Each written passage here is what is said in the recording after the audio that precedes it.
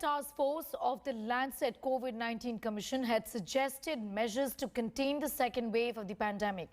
No nationwide lockdown is what's saying. There should be no insistence on RT-PCR tests during interstate travel, and there must be a ban on indoor gatherings of more than 10 people in the hotspots. Well, these are some of the recommendations made by the panel. I filed this report earlier.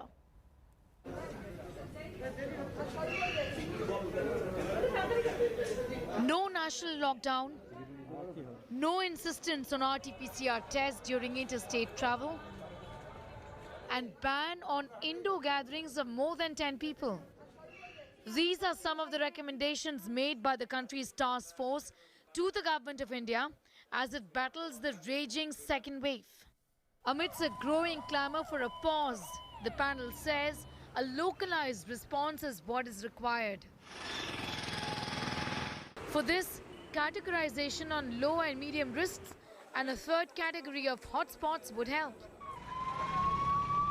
Depending on how far they have used ICU capacity, the testing rates and the 7-day moving average in cases, and also the test positivity ratio.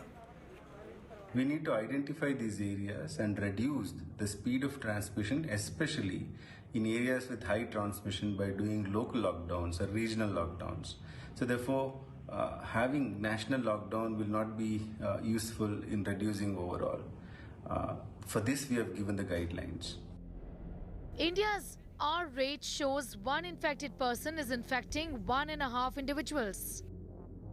At this rate, each infected individual is infecting another 1.5 persons. The rate of increase in reported new cases averaged 6.8% for the month of April nationwide, while the rate of increase in reported new deaths averaged 8.3% over the same period.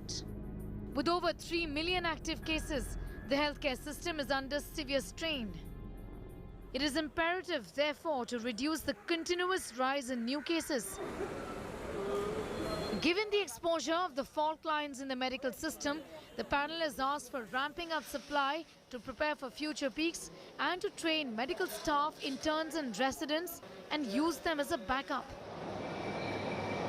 India Task Force Lancet Commission, we talk about upping the medical preparedness, for which we recommend training residents and medical students as backup. People can do simple things like taking care of measuring oxygen levels or pooling and optimizing resources, as well as expanding their role of these residents in offering supervised home care. It has also asked for the need to ramp up genome sequencing to 5% of all tests and said there should be no restrictions on domestic travel, and also says RT-PCR tests should not be required during interstate travel. We've organized these into 4 categories. The first is around saving lives and combating the illness by ramping up the medical system. The second set of measures is around minimizing transmission. The third set of measures are around containment of the epidemic by ramping up testing and contact tracing and isolation. And the last set of measures are around open communication, using data for better decision making. Among other suggestions made, a complete ban on gatherings of more than 10 people, closure of indoor spaces, mandatory universal mask wearing in confined spaces and outdoors as well, and focus on cross-ventilation of indoor spaces.